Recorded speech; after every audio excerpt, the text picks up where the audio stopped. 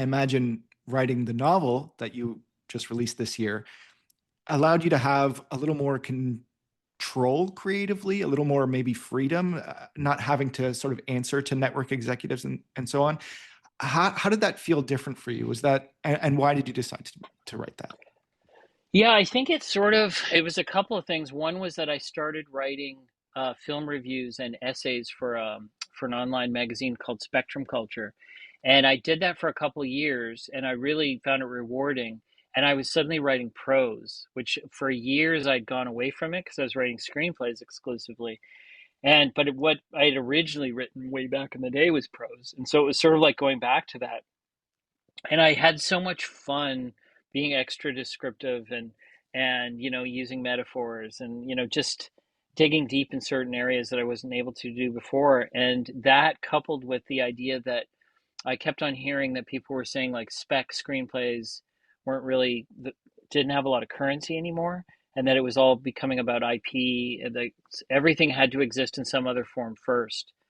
And then it's also that I'd written a screenplay for a movie that was going to be made by a company in Ottawa, and then COVID happened, and it was like the director didn't want to spend any money on the budget on COVID protocols. He's like, I want all the money to go on the screen, and so he just decided to kind of stall to postpone the production, and by the time COVID sort of like started slowly fading away, it was like the investors had kind of backed off, and anyways, all to say that it didn't happen, and I was just so frustrated because I was like, I really worked a lot on this story and I want to get it out to the world.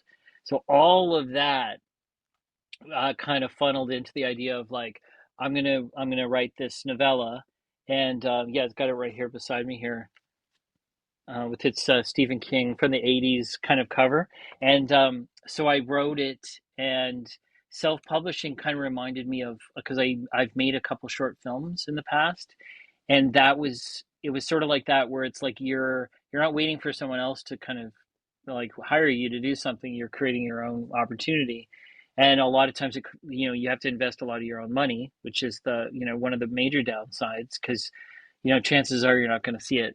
You're not going to get your money back, um, let alone make a profit.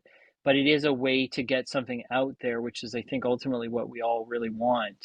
And I think closer to maybe what your question was that yeah, as a like they kept on telling me at this publishing company, it's your money, you're self-publishing.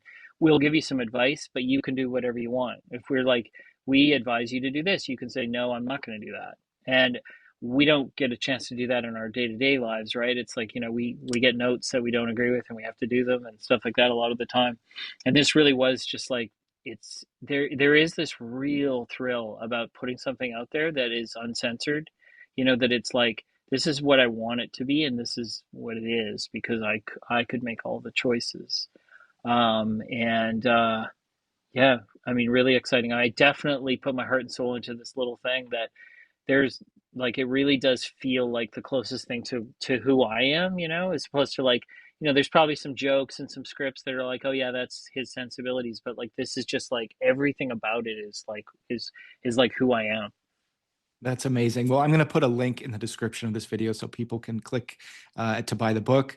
Cool. I'd love to hear just from your perspective, like, a quick premise pitch on it, just to give people a sense of what the book is about. Yeah, sure. I mean, I think I can sum it up pretty quickly. It's about a sleepwalking mechanic who has to investigate himself when his coworkers start to go missing. Wow, that's cool. And I think that, I mean, in a nutshell, that really is what it is because it's quite a small little creepy tale, and that's the premise for sure. And it's like, yeah, it's this mechanic. He has an accident at work where he gets horrifically burned, and he has to go away for a year and recover, and he comes back, and he's sort of like the nice guy around the shop. Everyone's happy to have him back, and he starts sleepwalking, and his coworkers start to go missing, and then it's like, yeah, he ends up like having to figure out all sorts of ways to like, how do I find out what I'm doing at night? Because I'm really starting to get a really bad feeling about what I might be doing. And yeah, that's where it goes. Well, that So, sounds like a really cool story. And, I'm one person, but I'm going to buy a copy and I hope, oh, cool. I hope it's really successful for you. I think taking your work into your own hands and putting it out in the world is really commendable and risky and courageous. And so I think that's awesome. And I also felt a similar sensibility around this idea of companies and networks looking for projects that have existing intellectual property underlying it already. And Hmm. that was like a similar frustration point that I think I had, because I thought, well, then I'll just write the intellectual property myself too. And so I started writing, converting some of my scripts into novels and books and other things. And um, it's just, I get it, but I just wish there was a little more tolerance for risk. You know, it's like they just want to make things that they know have a built-in audience, and the only way to do that is to buy the books and to write the books. And so I'm happy to support you, and I hope everyone does. Yeah, thanks so much.